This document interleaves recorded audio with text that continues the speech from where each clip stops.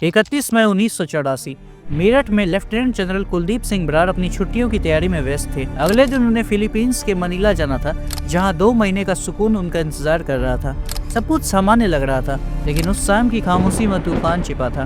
तभी फोन की घंटी बजती है। बरार फोन उठाते हैं और दूसरी तरफ से जो आदेश आता है वो उनकी छुट्टियों को नहीं, उनकी जिंदगी को बदलने वाला था। उन्हें तुरंत पंजाब पहुंचने का आदेश दिया गया और यहीं से शुरू होती है भारतीय सेना के सबसे कंट्रोवर्शियल ऑपरेशन की कहानी, ऑपरेशन ब्लू स्टार। ये ऑपरेशन आसान नहीं था। इसका उद्देश्य था स्वर्ण मंदिर में छिपे भिंडरावाले और उनके समर्थकों को काबू करना, लेकिन चुनौती सिर्फ यही नहीं थी। इस ऑपरेशन की कमान सौंपी गई थी लेफ्टिनेंट जनरल कुलदीप सिंह बरार को, जो खुद एक सिख थे। एक ऐसा सिख जिसे अपनी आस्था और फर्ज के बीच झूलते हुए देश के लिए सबसे कठोर निर्णय लेने थे।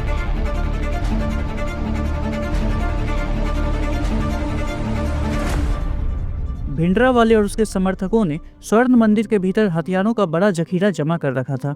उनके साथ थे मेजर जनरल शाहबेग सिंह, जो कभी भारतीय सेना के हीरो थे। 1971 के भारत पाक युद्ध में बांग्लादेश को आज़ादी दिलाने में उनकी अहम भूमिका थी, लेकिन भ्रष्टाचार के झूठे आरोपों ने उन्हें सेना से बाहर कर दिया। अपमान और गुस्से ने शाहबेग सिंह को बगावत की राह पर खड़ा कर दिया, और अब वही शाहबेग सिंह स्वर्ण मंदिर को एक किले में बदल चुके थे। 1 जून 1984 पहली गोली चलती है, लेकिन किसने चलाई ये आज तक साफ नहीं हो पाया। सरकार का दावा है कि गोली भिंडरावाले के समर्थकों ने चलाई, जबकि कुछ चश्मदीदों का कहना है कि पहली गोली सीआरपीएफ ने चलाई। जो भी हो, इस गोलीबारी में 8 बेगुनाह श्रद्धालु मारे गए। 2 जून तक पूरे इलाके को सेना के नियंत्रण में ले लिया गया था। मीडिया पर रोक लगा दी गई। स्वर्ण मंदिर अब एक युद्ध भूमि बन चुका था। 3 जून का दिन सिख धर्म के 5वें गुरु अर्जन देव के शहीदी दिवस का था। इस अवसर पर हजारों श्रद्धालु स्वर्ण मंदिर में माथा टेकने आए थे, लेकिन उन्हें नहीं पता था वे एक धार्मिक स्थल पर नहीं, बल्कि एक मौत के जाल में फंस चुके हैं। भिंडरावाले के समर्थकों ने उन्हें बंधक बना लिया, ताकि सेना के लिए यह तय करना मुश्किल हो जाए कि कौन निर्दोष है और कौन दुश्मन।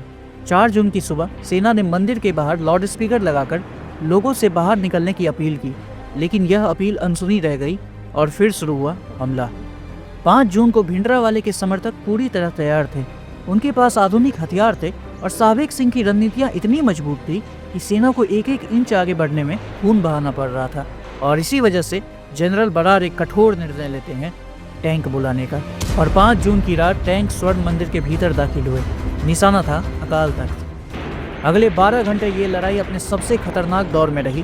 भारी गोलाबारी और बमबारी के बीच शाहबेग सिंह और भिंडरावाले को मार दिया गया। अगली सुबह उनकी लाशें बरामद होती है।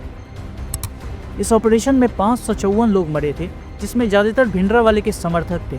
83 भारतीय सैनिक भी शहीद हुए, लेकिन इन सब के बीच जो सबसे बड़ा नुकसान हुआ था वो था सिख समुदाय की भावनाओं का।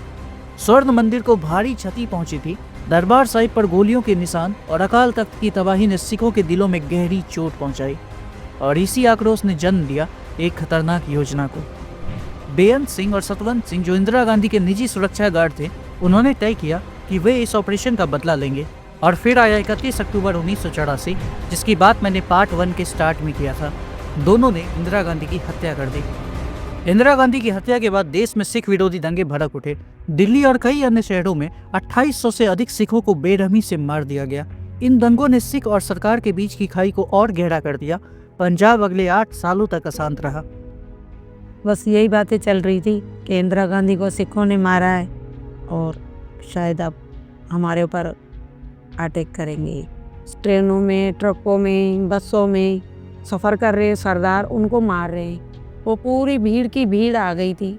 दरवाजे तोड़ तोड़ के घरों में आग लगा रहे। हमारे पिताजी भी कह रहे थे हम नहीं बचेंगे। अब हमारे पिताजी भी कह रहे थे,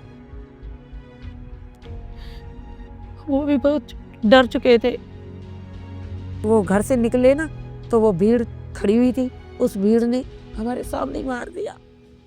ये मेरा भाई है, 18 साल का था उस टाइम। इसको भी 84 में मार दिया। 12 बंदों को इन्होंने जिंदा जलाया और हमने अपने आंखों से देखा है। जैसे जैसे ये दिन आते हैं, हमें 4-5 दिन हमें मतलब ये लगता है कि आज हमारे साथ में ये हो रहा है। हम कहाँ पे छुपे हैं, कहाँ पे बचाएं अपने आप को, हमारे से देखा भी नहीं जाता। तो वो हम तो बैठे हैं ना, हम तो सुन रहे हैं। हम तो घर में बैठे थे तो मारो मारो की भी आवाज़ें भी सुनी हमने, सब कुछ सुना। तो ये हमने देखा हुआ है, ये इतना भर देखा है। I am so sorry. नहीं, you don't have to be sorry about it. पर धीरे धीरे 1992 के बाद शांति लौटी। आज पंजाब कृषि में देश के अग्रणी राज्यों में है, लेकिन ऑपरेशन ब्लू स्टार और उसके बाद के घटनाक्रम ने जो जख्म छोड़े हैं वे आज भी कई दिलों में जिंदा है।